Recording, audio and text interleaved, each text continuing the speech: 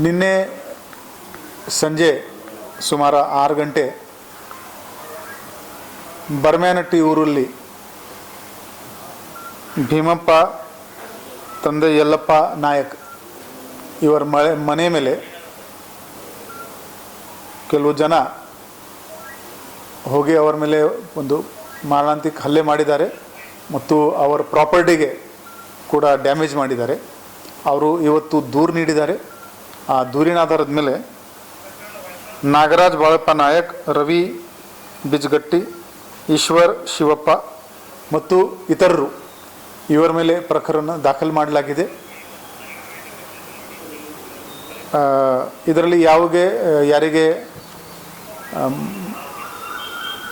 Body injury ಇಲ್ಲ, ಆದರೆ ಪ್ರಾಪರ್ಟಿದು ಸಾಕಷ್ಟು ನುಕ್ಸಾನ್ ಇದರಲ್ಲಿ ಆಗಿದೆ. ನಾವು ಈಗಾಗಲೇ ಒಂದು ಸ್ಪೆಷಲ್ ತಂಡ ಮಾಡಿದ್ದೀವಿ. ಇದರಲ್ಲಿ ಆರೋಪಿ ಯಾರ್ಯಾರಿದ್ದಾರೆ ಅವರಿಗೆ ಬೇಗನೆ ನಾವು ದಸ್ತಗಿರಿ ಮಾಡ್ತೀವಿ. ಇತರರು ಅಂತ ಹೇಳಿದ್ದಾರೆ, 10-15 ಮಂದಿ ಇದ್ರು ಅಂತ ಹೇಳ್ತಾ ಇದ್ದಾರೆ. ಕ್ರೂಸರ್ ಗಾಡಿ ಇತ್ತು.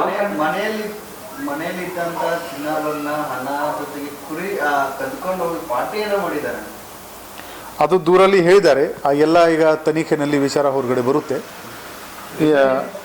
ಇವರ ಮಗ ಭೀಮಪ್ಪ ಅವ್ರ ಮಗ ಯಲ್ಲಪ್ಪ, ಈ ಯಾರು ಹಲ್ಲೆದಾರರು ಇದ್ದಾರೆ ಅವರ ಮನೆದು ಹೆಣ್ಮಕ್ಳ ಜೊತೆಗೆ ಓಡೋಗಿದ್ದಾರೆ ಅಂತ ಅವರಿಗೆ ಗ್ರೀವಾನ್ಸ್ ಇತ್ತು.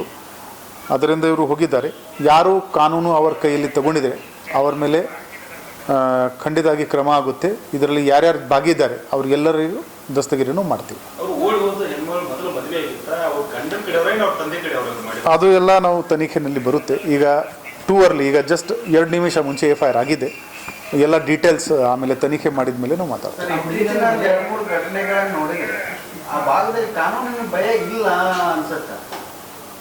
ಇದು ಫಸ್ಟ್, ಈಗ ಫಸ್ಟ್ ಟೈಮ್ ನಾನು ಕೇಳ್ತಾ ಇದ್ದೀನಿ.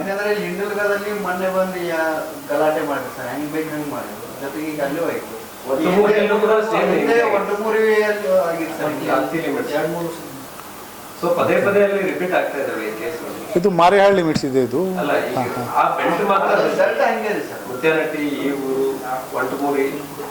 ಇಲ್ಲ, ಇದು ತಕ್ಷಣವೇ FIR ಆಗಿದೆ.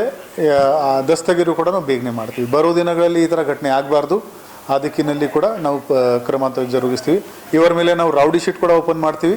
ಇವರ ಮೇಲೆ 5 ರಿಂದ 10 ಲಕ್ಷದ ಬಾಂಡ್ ಅವ್ರು ಕೂಡ ನಾವು ಮಾಡ್ತೀವಿ. ಅದು ಡೀಟೇಲ್ ಈಗ ತನಿಖೆಯಲ್ಲಿ ಗೊತ್ತಾಗ್ತದೆ.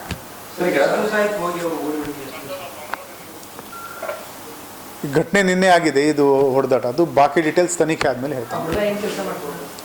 ನೋ ಐಡಿಯಾ, ಈಗ ತನಿಖೆಯಲ್ಲಿ ಗೊತ್ತಾಗ್ತದೆ. ಆ ಭಾಗದಲ್ಲಿ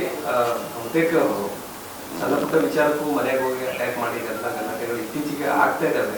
ಸೊ ಹಾಗಾಗಿ ಪೊಲೀಸ್ ಇನ್ನೊಂದಿಷ್ಟು ಬೀಟ್ಗಳು ಜಾಸ್ತಿ ಮಾಡ್ಬೋದು. ಅವರು 112ಗೆ ಫೋನ್ ಮಾಡಿದ ತಕ್ಷಣ ನಮ್ಮವರಲ್ಲಿ ರೀಚ್ ಆಗಿದ್ದಾರೆ. ಅಲ್ಲಿವರೆಗೆ ಯಾರು ಇಲ್ಲಿ ಓಡೋಗಿದ್ರು. 112 ನಮ್ಮದು ಇಮರ್ಜೆನ್ಸಿ ರೆಸ್ಪಾನ್ಸ್ ನಂಬರ್ ಇದೆ. ಈ ಥರ ಯಾವುದೇ ತೊಂದರೆ ಇದ್ದಾಗ ತಕ್ಷಣವೇ ನಮಗೆ ಕರೆ ಮಾಡಿ. ನಮ್ಮದು average response time 5 minute to 7 minute ಇದೆ. ನಮ್ಮವರು ಇಮಿಡಿಯೇಟ್ಲಿ ರೀಚ್ ಆಗ್ತಾರೆ.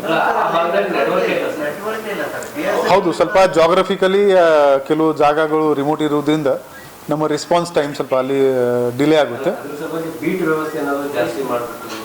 ಹೌದು, ಬೀಟ್ ಮಾಡ್ತೀವಿ. ನಮ್ಮ ಪೊಲೀಸ್ ಫ್ರೆಂಡ್ಸ್ ಐಡೆಂಟಿಫೈ ಮಾಡ್ತೀವಿ ಮತ್ತು ಇದರಲ್ಲಿ ಎಷ್ಟು ಹೆಚ್ಚಿನ ಕ್ರಮ ತಗೊಳ್ಳೋಕೆ ಆಗುತ್ತೆ ಅದರಿಂದ ಒಂದು ಉದಾಹರಣೆ ಸಿಗುತ್ತೆ. ಭಯ ಅದರಲ್ಲಿ ಕ್ರಿಮಿನಲ್ಸ್ ಮಾರೇಹಾಳು ಮತ್ತು ಕಾರ್ತಿಯಲ್ಲಿ 10-15 ವರ್ಷದಿಂದ ಸಿಬ್ಬಂದಿಗಳು ಅಲ್ಲೇ ಇದ್ದಾರೆ ಸರ್. ಅವರು ಕೆಲವೊಂದಿಷ್ಟು ಆಕ್ಟಿವಿಟೀಸ್ ಅಲ್ಲಿ ಗೊತ್ತಿದ್ರು ಕೂಡ ಕಣ್ಣು ಮುಚ್ಕೊಂಡು ಕೂತೋ ಅಥವಾ ಅಡ್ಜಸ್ಟ್ ಆಗಿ ಸುಮ್ಮನೆ ಕೂತ್ಬಿಟ್ಟಿದ್ದಾರೆ. ಸೊ ಇಂಥ ಘಟನೆಗಳು ಮರುಕಳಿಸಕ್ಕೆ ಮತ್ತೆ ಇನ್ಸಿಡೆಂಟ್ ಆದಾಗೂ ಕೂಡ ಇಮಿಡಿಯೇಟ್ಲಿ ರೆಸ್ಪಾನ್ಸ್ ಮಾಡಕ್ಕೆ ಆಗಿರಂಗಿಲ್ಲ. ಇದರಲ್ಲಿ ನಮ್ಮಿಂದ ಯಾವುದೇ ಲ್ಯಾಬ್ಸ್ ಇದ್ರೆ ನಾವು ಅದ್ರ ಬಗ್ಗೆ ಕೂಡ ವಿಚಾರ ಮಾಡ್ತೀವಿ. ಎಷ್ಟೋ ದಿವಸಗಳ ಆದ ನಂತರ ಕೆಲವೊಂದು ಮಾಹಿತಿ ಹೊರಗೆ ಬರ್ತಾವೆ. ಅಂದ್ರೆ ಅಲ್ಲೇ ಮುಗಿಸುವಂತ ವ್ಯವಸ್ಥೆ ಜಾಸ್ತಿ ಆಗ್ತದೆ ಸರ್. ಎರಡು ಪೊಲೀಸ್ ಸ್ಟೇಷನ್ ನಮಗೆ ಸ್ಪೆಸಿಫಿಕ್ ಉದಾಹರಣೆ ಹೇಳಿದರೆ ನಮಗೆ ವಿಚಾರಣೆ ಮಾಡೋಕ್ಕೆ ಆಗುತ್ತೆ. ಅದಲ್ಲದೆ ಸರ್, ನಿನ್ನೆ ಅವರು ಏನು ಭೀಮಪ್ಪ ಅವ್ರ ಮಗಳು ಏನ್ ಹೇಳ್ತಾರೆ ಅಂದ್ರೆ, ಪೊಲೀಸ್ ಎಲ್ಲ ಹೋದ ಮೇಲೆ ಬಂದ್ರು. ನೀವು ಹೇಳಿದ್ರೆ ಸರ್, ಒಂದು 7 to 10 ಮಿನಿಟ್ಸ್ ಹೋಗ್ತಾರೆ. ಎಲ್ಲ ಆದ ನಂತರ ಬಂದಂತ ಅವ್ರ ಮಗಳು ಆರೋಪ ಮಾಡ್ತಾರೆ. ಪೊಲೀಸ್ ಎಲ್ಲ ಬಂದು ಹೋದ್ಮೇಲೆ ನಾವು ಏನ್ ಮಾಡೋದು ಅನ್ನೋದು ಅವ್ರು. 112 ನಮಗೆ ಯಾವಾಗ ಕರೆ ಬರುತ್ತೆ ಅಲ್ಲಿ ಏನು ಸಿಗ್ನಲ್ದು ಸಮಸ್ಯೆ ಇದೆ. ಇವರು ಯಾವಾಗ ಕಾಲ್ ಮಾಡಿದರೆ ನಮ್ಮ ಗಾಡಿ ಯಾವಾಗ ರೀಚ್ ಆಗಿದೆ ಅದು ನಾವು ಚೆಕ್ ಮಾಡ್ತೀವಿ. ಆದ್ಮೇಲೆ ಬಂದ್ರು ಅನ್ನೋದು ಒಂದು ಆರೋಪ. ಎಲ್ಲ ಮುಗಿದಾದ ನಂತರ ಕರೆಕ್ಟ್ ಟೈಮ್ಗೆ ಬಂದರು. ಅವ್ರು ಹೋದ್ರು, ಇವ್ರು ಬಂದರು. ಕಾಲ್ದು ಟೈಮ್ ಮತ್ತು ಅರೈವಲ್ದು ಟೈಮ್ ನಾವು ಚೆಕ್ ಮಾಡ್ತೀವಿ. ಪ್ರತಿದಿನ ನಾನು ಬೆಳಿಗ್ಗೆ ಚೆಕ್ ಮಾಡ್ತೀನಿ ಆ್ಯಾವ್ರೇಜ್ ಟೈಮ್ ನಮ್ಮದು ಎಷ್ಟು ಇದೆ. ಆ್ಯಾವ್ರೇಜ್ ಟೈಮ್ 8-9 ನಿಮಿಷ ಮೇಲ್ಗಡೆ ಹೋಗಿಲ್ಲ. ಇದರಲ್ಲಿ ಕೂಡ ನಾವು ಚೆಕ್ ಮಾಡ್ತೀವಿ.